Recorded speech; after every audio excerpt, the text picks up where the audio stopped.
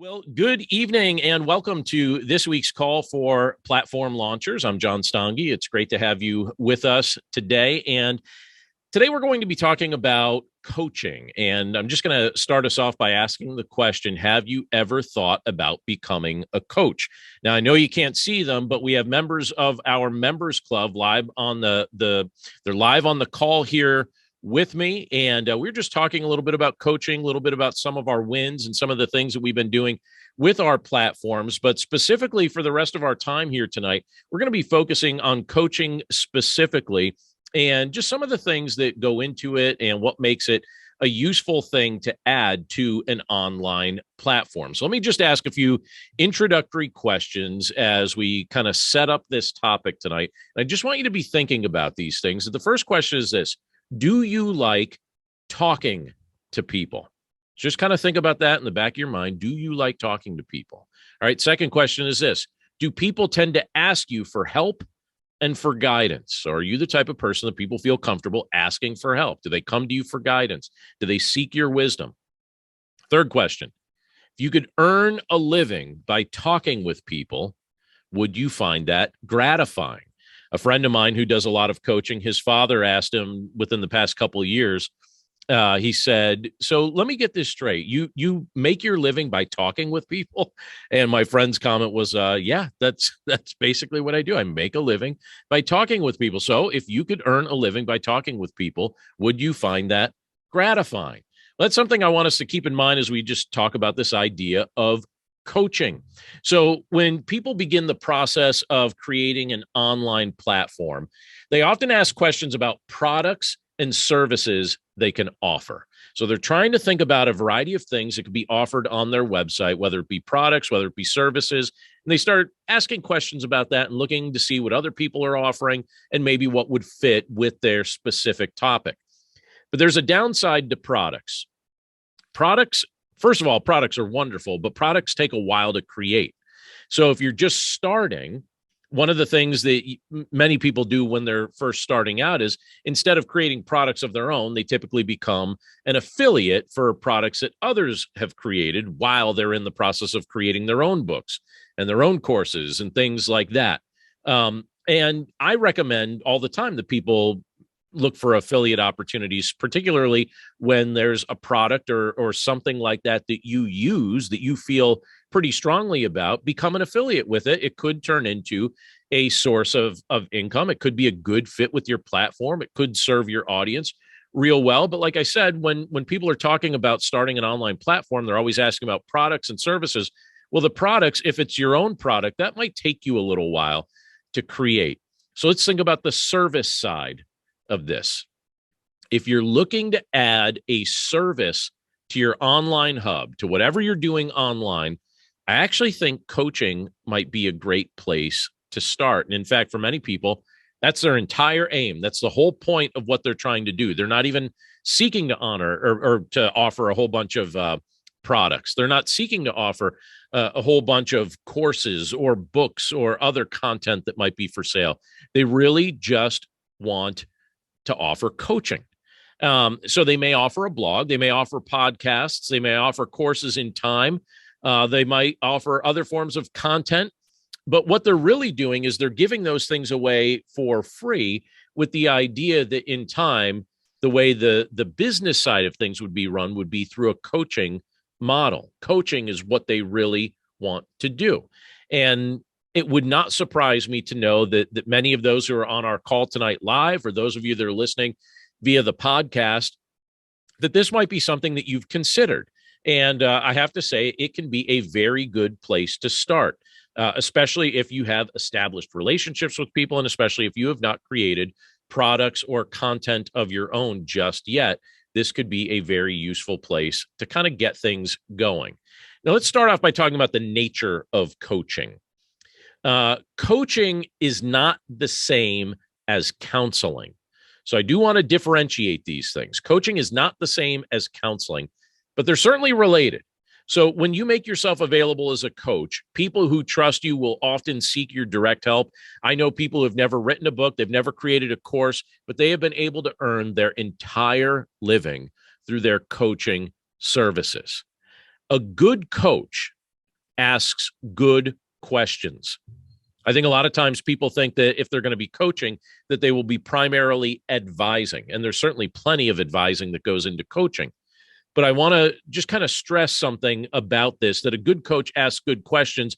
He or she doesn't just tell you what to do. They help you understand the what and the why of your next steps, not just the how. So I'm just curious, as you're thinking about this, does that sound like something you'd be good at? Do you like asking people questions? Can you be a good listener as they give you feedback? Do you like to listen to the things that they're sharing and almost treat it like a puzzle that enables you to kind of really wrestle through how you might be able to benefit them and what they're trying to build? A good coach asks good questions. By the way, a lot of times people tend to be hesitant to get into coaching, even though they'd be great coaches. But sometimes people are a little bit hesitant about getting involved in it because they think, well, I don't know all the answers. And the truth is, a good coach realizes over time, you don't have to know all the answers. But what you're doing is you're trying to help the people that have reached out to you. You're trying to help them get some clarity on things. And so a lot of times it's just a matter of asking good questions and then kind of working through what comes up as you ask those questions. Now, if you have a platform or if you're in the process of starting a platform, let's talk for a second about how to add coaching to your platform. So if you have a platform, one of the things that you're actively doing is you're trying to drive some traffic to your platform. And that probably means driving some traffic to your website. And usually the way that traffic is generated is through the content that you're giving away for free, and maybe the posts that you're making on social media. And then you bring some traffic back to your website through these things. So I have to say, in my context, one of the main, well, let me put it this way, the main way that people are finding my content or coming back to my website is through my podcasts. The podcasts are my biggest outreach. And then my second biggest would be the blog. And then I would say number 3 might be the books. But it's in that order.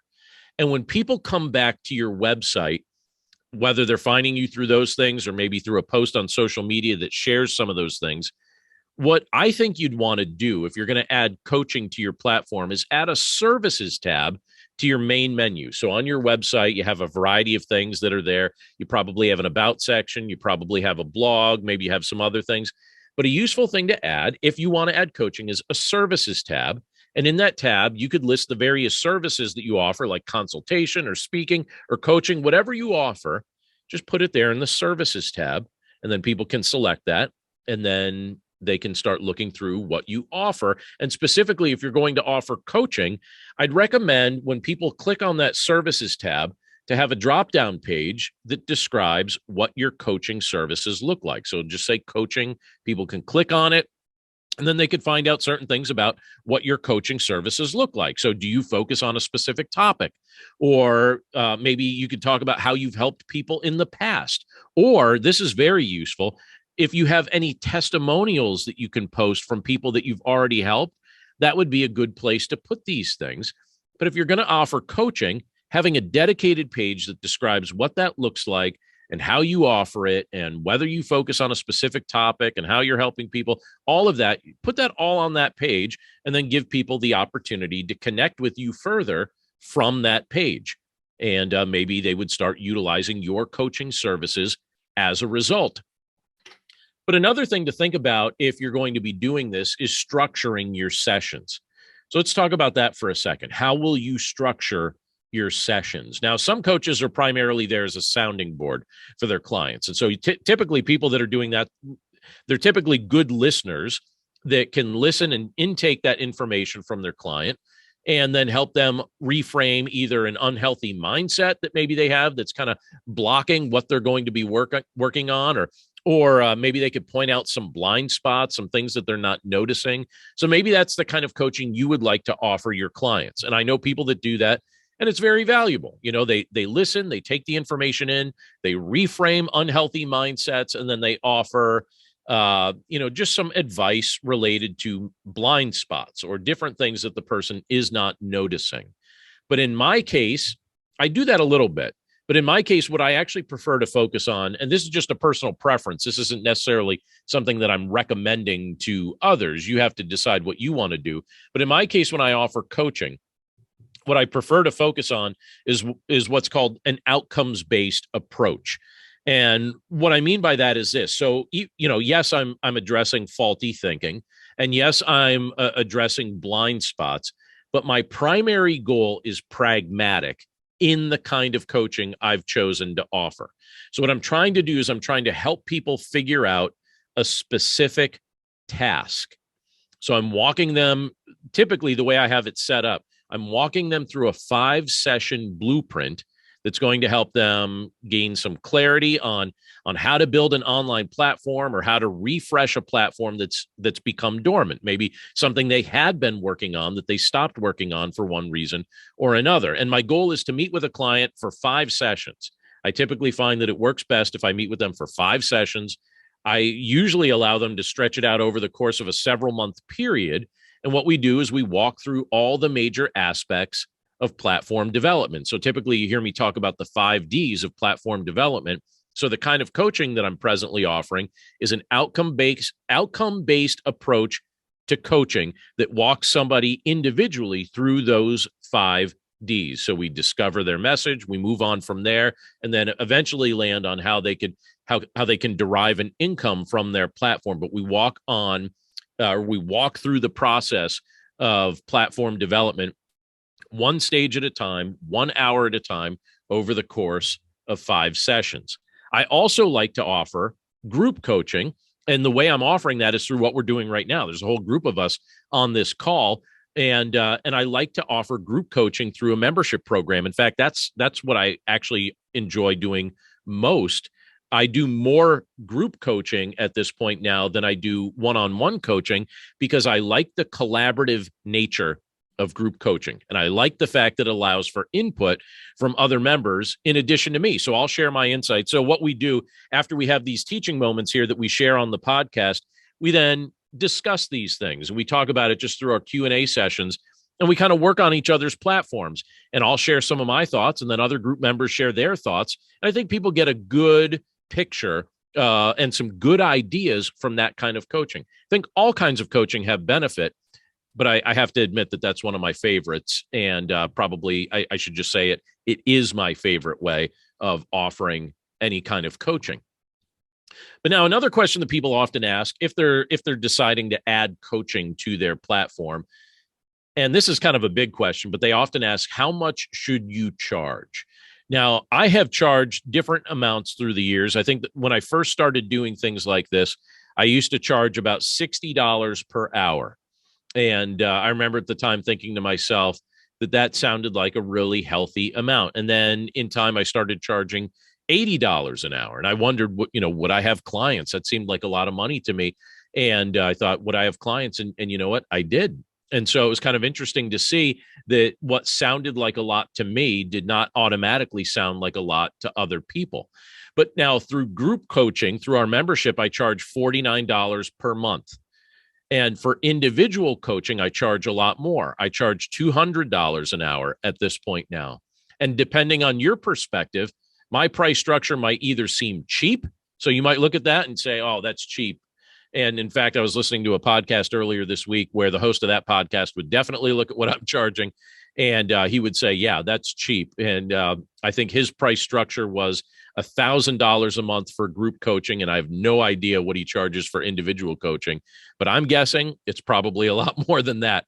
And, so that's what I charge. I charge $49 a month for the membership. I charge $200 an hour for individual counseling or individual coaching, I should specifically say. And in time, I'm certain it'll be higher than it is right now, but that's what I'm offering at present. But here's the thing. There is no set rule when it comes to how much to charge. There's no set rule. This is up to you. You get to decide what the market will bear, or ultimately what the people you want to serve will consider acceptable. And here's something that you should notice, because I think a lot of times people wonder, all right, should I do some coaching for free? And I think for practice, you definitely should do some coaching for free, especially if you're new to this. Yes, by all means, do lots of free coaching. I've done lots of free coaching over the years to make sure that I was developing that skill. And there are still certain contexts that I'll look at and say, I'm just gonna do this for free because, either someone's a friend or, a situation where I just want to help somebody out. But just understand this: people tend to value what they're paying for. And I'll just tell you a pattern that I've noticed in the years of offering coaching that I have seen. In my case, I've definitely noticed that people who pay for coaching tend to take more action than those who receive it for free. And I think there's something triggered in our minds when we become actually invested in something, that we tend to value it more. So you may think you're doing somebody a favor by offering it for free, and it may be a favor. It very well may be. But in some cases, it's not as much of a favor as you thought it would be, because at the point where you offered it for free, they stopped valuing it and they stopped treating it like it was worth what it was truly worth. And unfortunately, may not take the kind of action that they need to take in order to succeed in what you're trying to coach them with. So just kind of keep that in mind. And so, but as far as what you should charge, that's really up to you. And I think what ends up happening for most people is they undercharge what they should really be charging at first, until they develop kind of a rhythm or maybe some confidence that goes along with this.